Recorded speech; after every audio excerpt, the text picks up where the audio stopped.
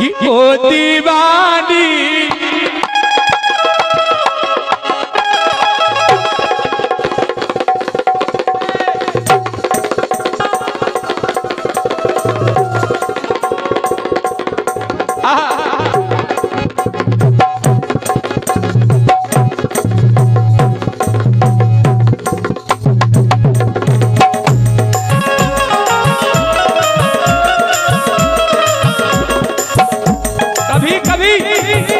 Film वाले भी बहुत अच्छी धुन देते हैं, कभी कव्वाल भी दे देते हैं। ओ दीवानी जब फिल्मी वालों ने गाया, लखनऊ वालों ने गाया है। गाया तो है, किसी ना किसी ने गाया, धुन ली है केवल। ओ दीवानी ओ मस्तानी एटम बम है तेरी जवानी, उर्वाली है तेरी उमरिया, ढूंढ ले कोई सबरिया। फिल्म वालों ने या बंबई वालों ने या दिल्ली वालों ने या लखनऊ वालों ने गाया है, लेकिन सत्य बात है इस गीत के माध्यम से आप सभी तक पहुंचाने का प्रयास। क्या बात है। प्रसंग उस समय का है जब तुलसीदास जी की पत्नी मायके चले जाते हैं, गोस्वामी तुलसीदास जी महाराज, जिन्होंने रामचरितमानस की रचना की।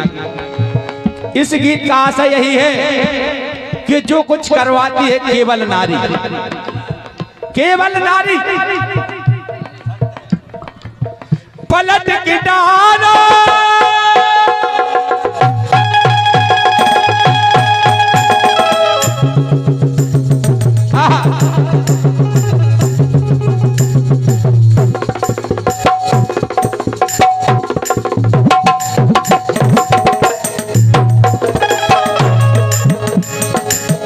पलट के डालो एक नजरिया, तुलसीदास के चरना जरिया, तुलसीदास के चरना जरिया।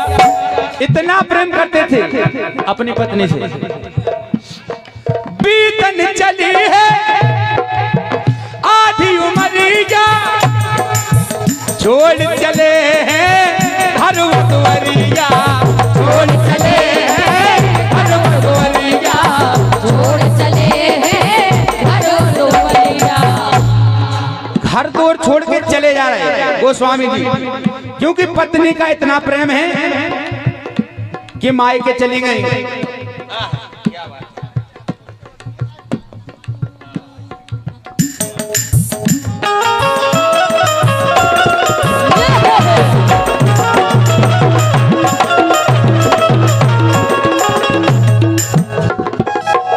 बीतन चली है आधी उमरिया, छोड़ चले हैं हरवा तुवरिया। केवल पत्नी के पीछे तुलसी पहुंचे, संचालक महोदय जी, तुलसी पहुंचे जब ससुररिया, एक मुर्दे की करके सवरिया, करिया को समझे बांधी रसरिया।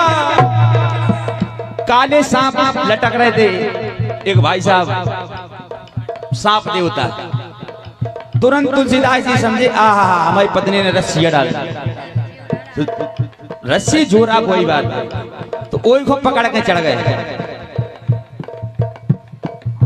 करिया को समझे बांधी रसरिया, सुपकार की चढ़ गए अटरिया। अब लाइन आई, अगर लाइन अच्छी लगे तो तालियां बजाने। पकड़ के चढ़ गए अटरिया, कान करावे मेहरिया। सत्यवाद कान करावे मेहरिया, कान करावे मेहरिया,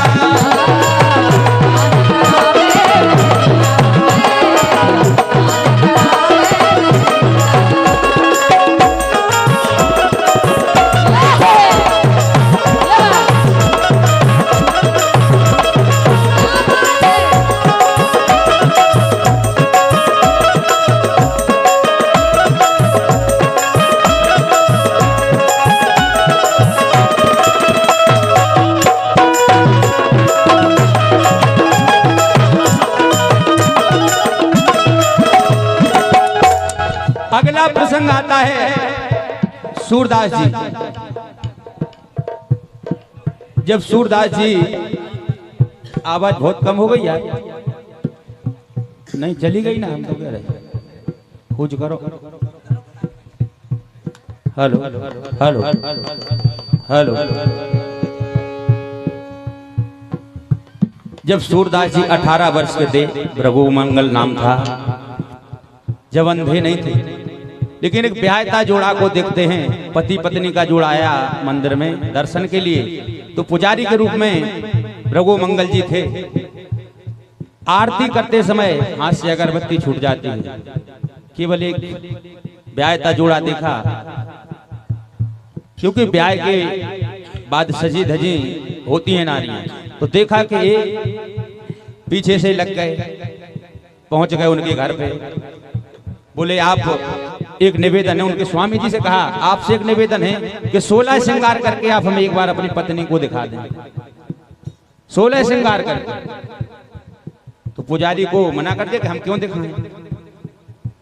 पुजारी जी ने जिद की, चलो कोई बात नहीं, श्रृंगार करके आओ। श्रृंगार किया। और जब सूरदास जी ने देखा, अभी सूरदास नहीं है, रघु मंगल जी ने देखा, तो देखकर के संसार हमें नहीं देखना है। जब हम जैसे सोचा उन्होंने कि हम इतने भक्त होने के बाद भी भगवान के, और बहक गए, तो उन्होंने एक सरिया लिया और दोनों तरफ से ऐसा मोड़ा, बीच से मोड़ के अपनी आंखें फोड़ ली। अब प्रसंग वहां से शुरू होता है, अपनी आंखें फोड़ लेते, तभी से उनका नाम सूरदास पड़ा।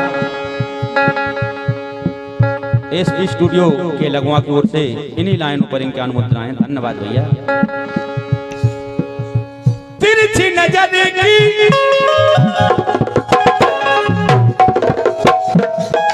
कहा है, अगर सीधे देखो तो कुछ नहीं, अगर तिरछी नजर वो भी घूंघट से गल जाए। जो सत्य बात है भाई है गीत में, क्योंकि सच कड़वा होता है।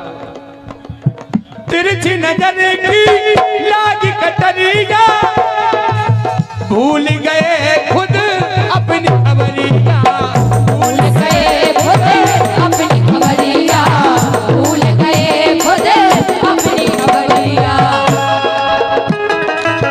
मन बस गई है सूरत सवरिया, कर गई पागल मारी बवरिया।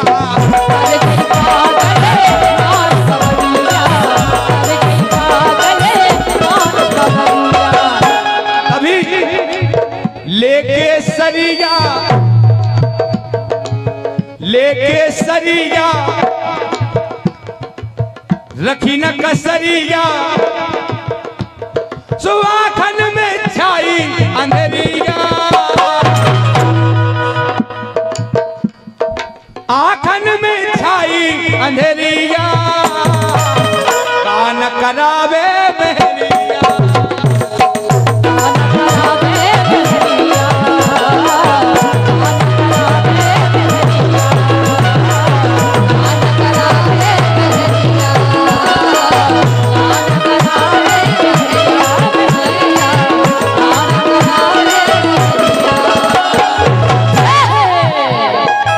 तीसरा प्रसंग आया महाकवि कालिदास, लेकिन भैया आवाज वास्तव में गायब हो गई, आधी हो गई, हम चुप के रहे। पहले गजब भराव मिल रहा था। तीसरा प्रसंग आया महाकवि कालिदास का।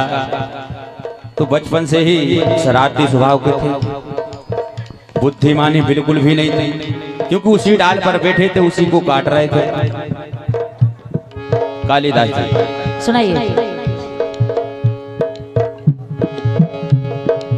मुख तलके हुआ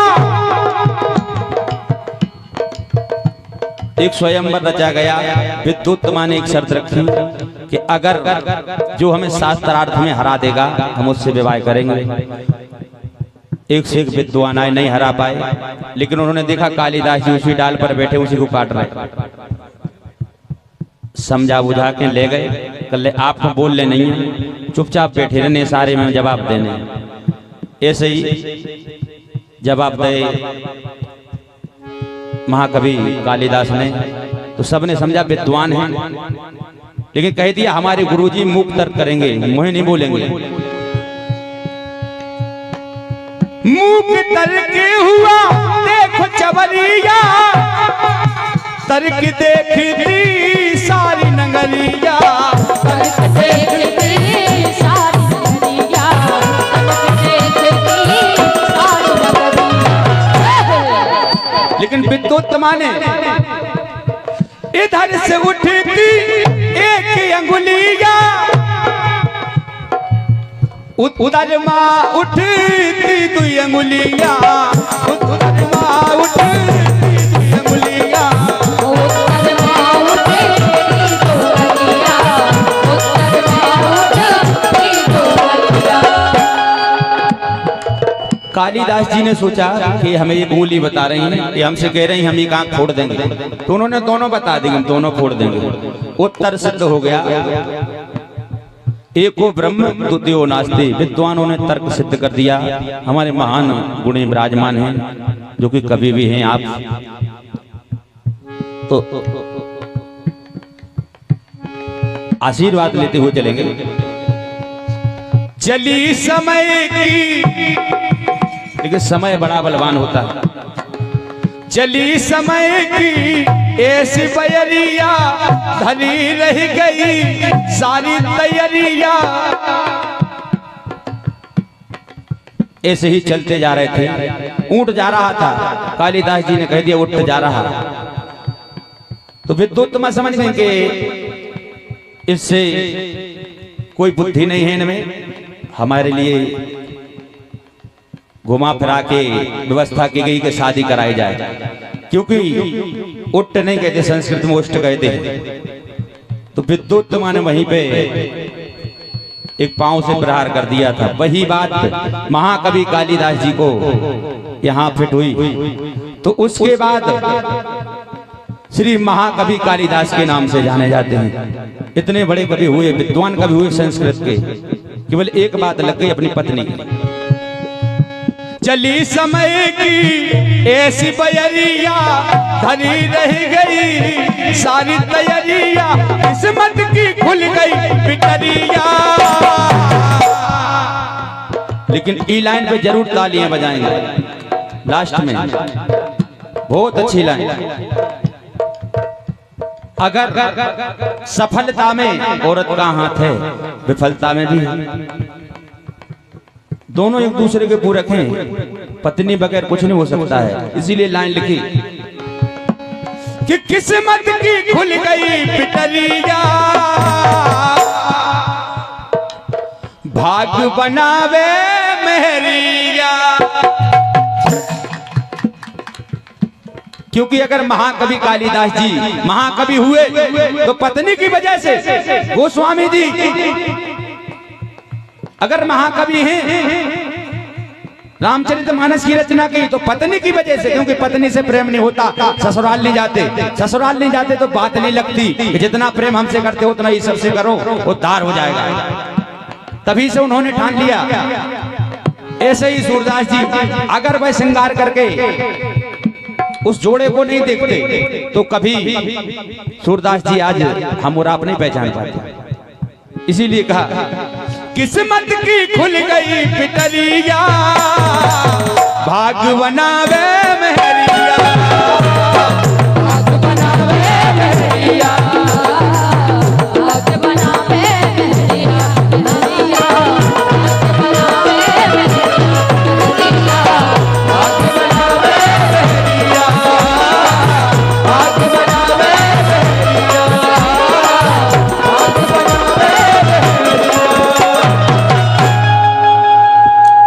तालियां बजा के सम्मान करें अच्छे गीत के लिए। काका करावे मेहरिया भाग्य बनावे मेहरिया। कविता का ये उद्देश्य होता है, प्रश्न से चलती है और उत्तर तक